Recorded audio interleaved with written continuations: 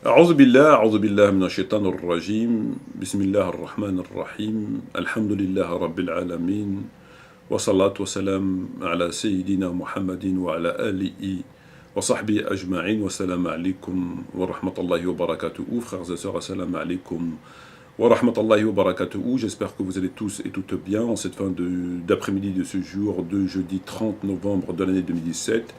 Il est précisément 17h16. Alors, vidéo quelque peu improvisée, puisqu'il se trouve qu'hier, j'ai fait un petit voyage sur Internet, et plus précisément sur les réseaux sociaux. Et j'ai été... ce qui m'a emmené finalement à réaliser la vidéo que je fais maintenant. Si je vous pose la question suivante, quelle est la mission de Shaitan, d'Iblis, du petit malin, de Satan? La mission d'Iblis, c'est quoi? Tout le monde sait ce que c'est la mission d'Iblis. Lorsque, dans le Coran, Iblis fait la promesse à Allah qu'il égarera les enfants d'Adam. Et Allah lui répond en lui disant « Va, mais contre mes serviteurs, tu n'auras aucun pouvoir. » La mission d'Iblis étant d'égarer le maximum de gens. Alors ces gens, lorsqu'ils ne sont pas musulmans, pour lui le travail est fait. Lorsqu'ils ne sont pas musulmans, qui sont d'une autre religion que l'islam, Iblis considère que le travail est fait. Néanmoins, lorsque ces gens sont musulmans, à défaut de pouvoir les détourner d'Allah, du Coran, il s'évertue à les pousser à la désobéissance et au péché. Afin que ceux-ci commettent des péchés, n'obéissent plus à Allah, font les kaba'ir et finalement se retrouvent tous ensemble en enfer. C'est ça sa mission. On a vu combien les prédicateurs du système, Tariq Ramadan, Timera, Bajrafil, etc., font un travail en ce sens. Et on l'a expliqué. Et hier, lorsque j'étais sur Internet, sur les réseaux sociaux, je me suis rendu compte que finalement, il y a deux types de prédicateurs du système. Il y a les prédicateurs du système qui sont affiliés à une mosquée, à une association, à une organisation, et qui finalement, ils sont rémunérés pour leur travail. Ils sont payés. Étant imam, étant prédicateur, il a une école, une association, que sais-je, donc il a un retour sur l'investissement.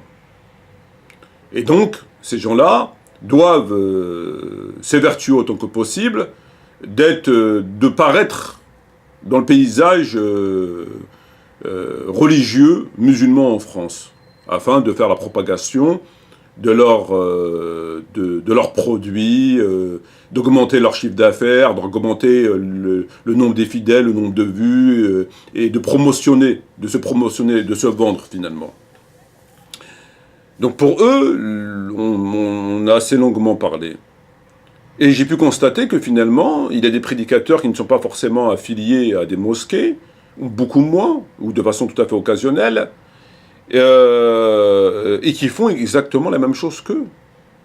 Toutes les vidéos que j'ai pu voir hier, et j'ai vu des prédicateurs que je voyais pour la première fois, sont exactement dans le même état d'esprit que les autres prédicateurs. Ce sont tous des prédicateurs apolitiques. Ils parlent tous de tous les sujets, tout. Sauf des sujets qui font la croyance. Sauf des sujets qui font votre place au paradis ou votre place en enfer. Sauf des sujets qui sont des priorités et qui sont imposées dans les livres de Dieu, qui font votre croyance. Ça, ils ont abandonné. Et ils parlent de tout le reste, des parents, d'obéissance des parents, de tout. Mais de tout ça, ils n'en parlent pas. Alors moi, tout ça, ça m'amène à quoi? Ça m'amène à faire un parallèle entre ces gens et commencer les différentes sectes qui ont vu le jour après la mort du prophète Mohammed, notamment les Khawarij. On a eu deux événements qui sont venus attaquer l'islam de façon virulente, qui ont fait beaucoup de mal à l'islam. On a eu beaucoup de sectes, énormément de sectes, des gourous qui faisaient la prière, le ramadan, etc., et qui ont avancé des théories, parfois extrêmement fumeuses, parfois un peu moins, en expliquant que ce verset, que ce hadith, que ceci, que cela, que ceci, que cela, que voilà. Donc on a eu beaucoup de sectes, notamment les Khawarij. Le mérite, entre guillemets, de ces sectes, et plus précisément de ces gourous, tous les gourous confondus, de ces sectes-là, ils ont un mérite. Un seul. C'est que leurs gourous se sont cassés la tête. Ils se sont cassés la tête pour mettre sur pied des théories fumeuses, qui peuvent être acceptées par le raisonnement humain, en expliquant que ceci... Donc ils se sont cassés la tête, ils ont étudié, ils ont lu. Il faut leur reconnaître. Et à côté de ça, on a eu des charlatans, Moussaïlima l'imposteur et pas mal de faux prophètes, qui sont venus et qui, eux, ont récupéré des fondamentaux de l'islam, ils ont récupéré des choses qui sont dans l'islam, mais qu'ils ont... En fait, ils proposaient un islam light.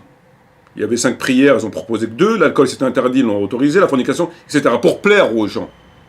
Et que ça a marché. Il y a des gens qui ont adhéré à leur islam, entre guillemets, parce qu'il était beaucoup plus souple, entre guillemets, que celui du prophète Mohammed sallam. Ces gens ont un point commun avec les prédicateurs que nous avons aujourd'hui. Les prédicateurs que nous avons aujourd'hui proposent un islam light avec l'application d'un, 2, 3 versets, et après c'est open bar. Après, il suffit juste de parler de la pluie du beau temps. Leur adoration, je n'ai créé les hommes et les djinns que pour qu'ils m'adorent, se borne à la prière, le ramadan, la fête du mouton, Jumu'ah politique, et le ramadan et le pèlerinage, et basta, c'est fini. Donc finalement, quelle est la différence entre ces prédicateurs et ceux qui les écoutent, et ceux qui les valident et qui les suivent et qui prient avec eux, et ces gourous et ces charlatans? Elle est où la différence? Les autres proposaient une doctrine bancale sur des choses, ils étaient conformes à l'islam, sur d'autres un peu moins, sur d'autres complètement à côté de la plaque, etc., etc. Et les autres, c'était un islam laïque. Ils font exactement la même chose.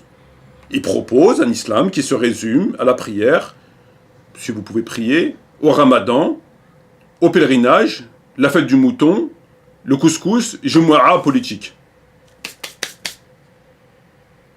Ça doit être vu et mis dans le même rayon que les sectes et les charlatans. C'est la même chose. Elle est où la différence? Elle est où la différence entre ça et les Khawarij? Mais même les Khawarij avaient une pratique beaucoup plus rigoureuse que eux. Les Khawarij donnaient la zakat. Et d'autres sectes donnaient la zakat. Y a-t-il un islam? Existe-t-il un islam sans tawhid? Réel, pas blabla. Parce que eux, cette secte, fait l'amalgame entre le fait de reconnaître avec la langue et de ne pas agir. Ça fait partie de leur sectarisme, de leur secte.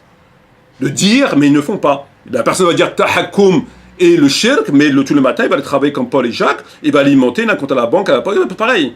Mais il va le dire. Donc s'il l'a dit, c'est que c'est bon, ça y est. Il est dans la religion et de l'obéissance d'Allah.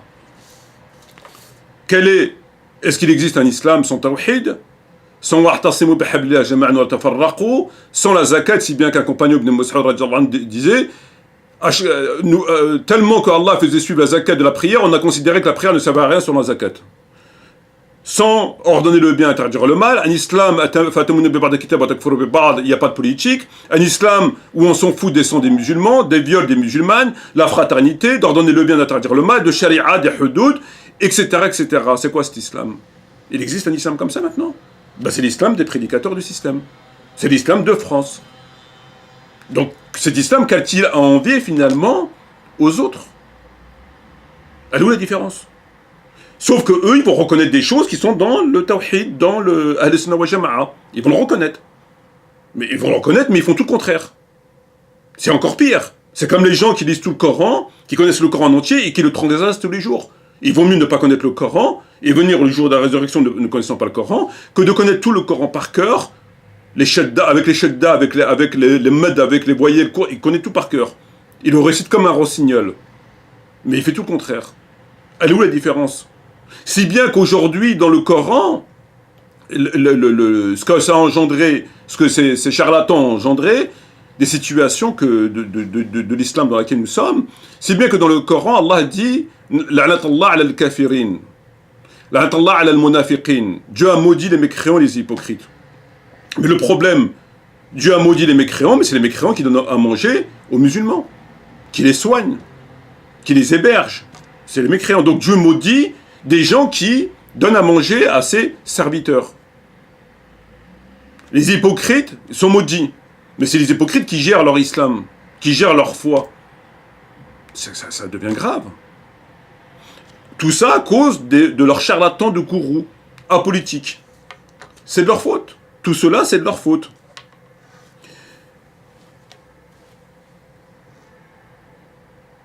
C'est une secte.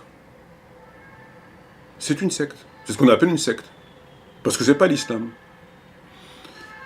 Et c'est pourquoi finalement qu'il faut déclarer de façon tout à fait claire et ferme que tout prédicateur, imam, ou en tout cas personne publique, peu importe son âge, peu importe son degré de savoir, de notoriété, son origine ou son sexe, qui n'évoque pas les obligations qui font notre aqidah, notre obéissance et notre adoration envers Allah est un fasiq, un traître, un lâche, un ennemi de l'islam et des musulmans, un hypocrite, un hérétique. Tout prédicateur, imam, ou en tout cas personne publique, peu importe son âge et son degré de notoriété et de savoir, son origine ou son sexe, qui est apolitique est un kafir, un mortad, un égareur, ennemi de l'islam et des musulmans, quand bien même il se dit politique, si son travail ne le reflète pas, ne le croyez pas.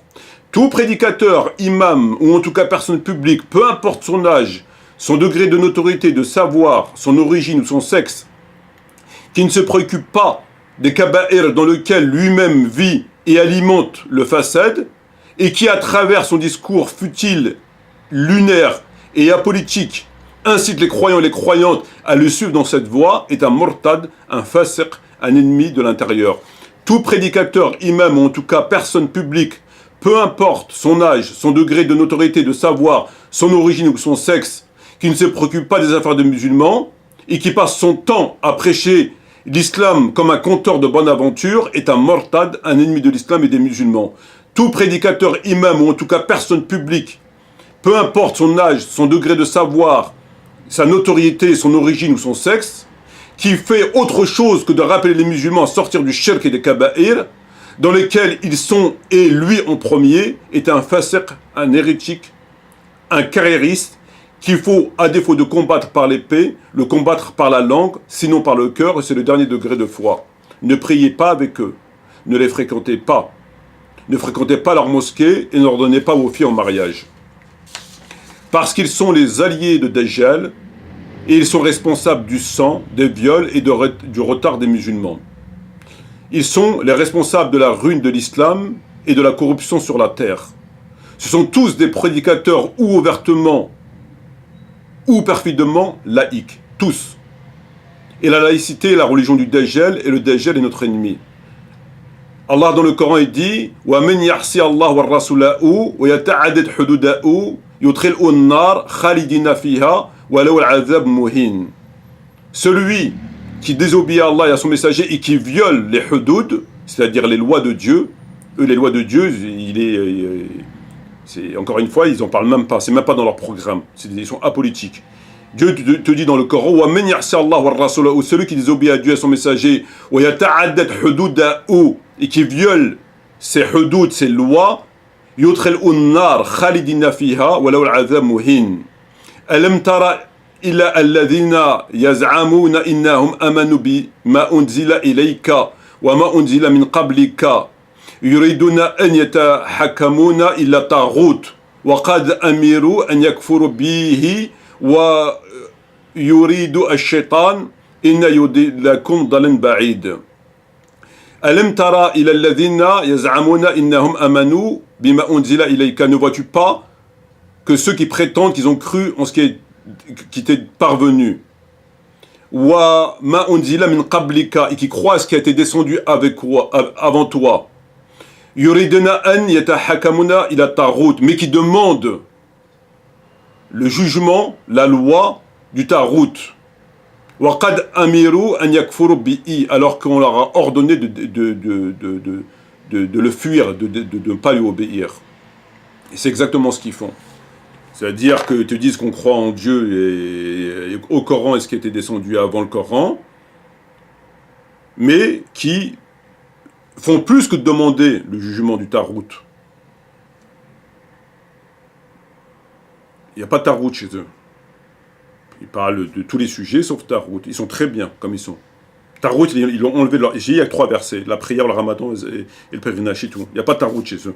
Tarout, ils vont en parler, comme ils te disent ici. Alam tara ila alladhina yaz'amu, ils prétendent, ils te disent, ils prétendent. Innahum amanu bima unzila ilayka wa ma unzila min qablika. Ils prétendent qu'ils te disent, on a cru à ce qui est descendu sur toi et ce qui est descendu avant toi, mais qui vont vers ta route. C'est même pas d'être dans une situation de contrainte en France et de faire au cas par cas par rapport au fait qu'on ne peut pas faire autrement, comme j'ai déjà expliqué. Ça, c'est autre chose. Ça, c'est autre chose. Eux, il n'y a pas de tarout. Il n'existe pas de tarout. C'est encore pire que ça. إن الذين يكتمون ما أنزل الله من كتاب ويشترون به ثمن قليل أولئك من يأكلوا في بطونهم إلا النار ولا يكلمهم الله يوم القيامة ولا يزكيهم ولهم العذاب الأليم. إن الذين يكتمون ما أنزل الله, ceux qui cachent ce que Dieu a révélé. C'est ce qu'ils font tous les jours. Tous les jours, ils font ça. Ils cachent ce que Dieu a révélé. Parmi les obligations, les hudud, la sharia, le tawhid, ils cachent. Ils n'en parlent pas. Parce que ce sont des prédicateurs laïcs.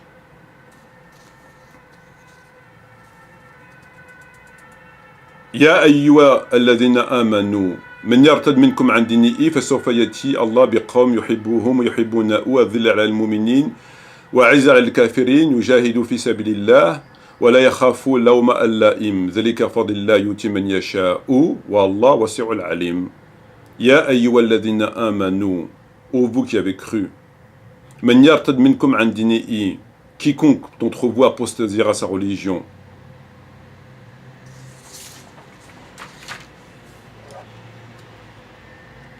Tous ces versets sont concernés par ces versets. Tous. Parce qu'en vérité, tous ces prédicateurs, ces gens qui font des vidéos sur YouTube, ou connus ou pas connus, qui vous parlent de tout, et qui sont contrefiches royalement de tous les kabels qu'ils font tous les jours, et du tarout, tout ce que vous voulez, même s'ils le disent avec leur bouche, dans leur cercle familial, etc., mais qui ne font pas leur jihad pour revenir à l'obéissance, etc., ils sont tous concernés par ça. Tous. Tous ils sont concernés par ça. Et comme je vous l'ai dit, tous ceux qui font ce travail-là, il faut s'écarter d'eux. Il faut s'écarter d'eux.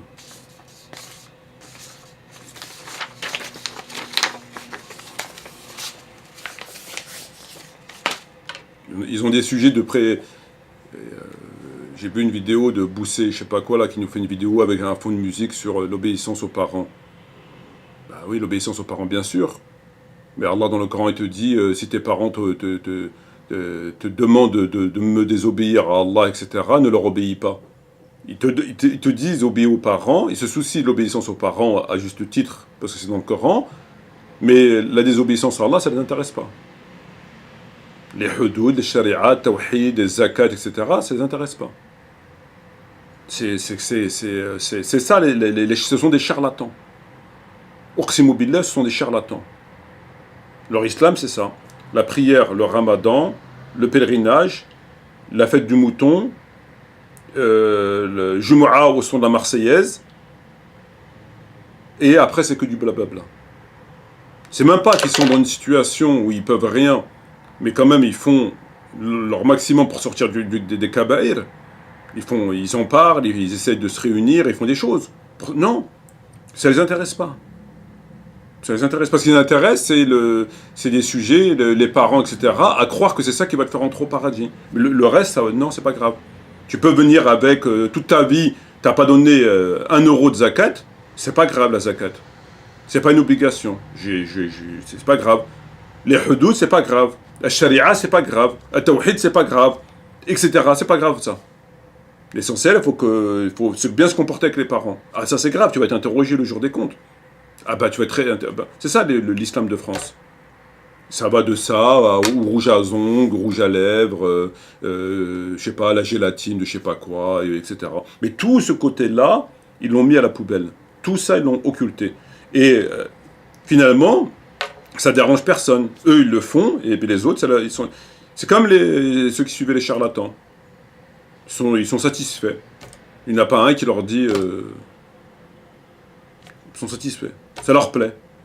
Un islam de 3 versets, et ça leur plaît. Ça ne les dérange pas. Sur ce, je vous assalamu alaikum wa rahmatullahi wa barakatuh.